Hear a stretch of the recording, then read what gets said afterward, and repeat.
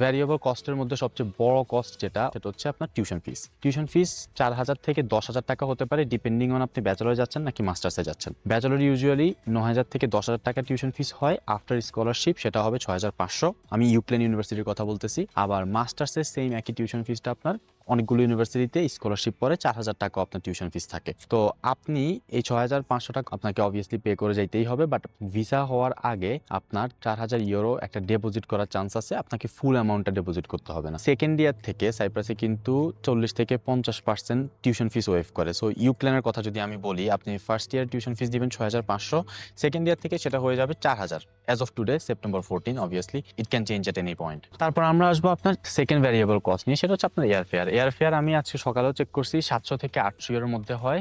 এটা কমতে পারে, বাড়তে পারে। সো আমি যদি মাস্টার্সের জন্য টোটাল ভ্যারিয়েবল হিসাব করি 4,000 প্লাস 700, 4,700 ইউরো। আর আমি যদি ব্যাচেলর জন্য ভ্যারিয়েবল টোটাল কস্ট হিসাব করি 6,500 প্লাস আপনার 700 হচ্ছে আপনার এয়ারফেয়ার, তাহলে আপনার ব্যাচেলর জন্য হলো টোটাল 7,200 ইউরো। যদি আমি বাংলাদেশি টাকা কনভার্ট করি তাহলে 7.5 লাখ টাকা মিনিমাম আপনার কস্ট হবে। যদি 8 লাখ টাকা ধরতে পছন্দ করি, আপনার এখানে এই কস্টটাতে 8 লাখ টাকা ধরবেন।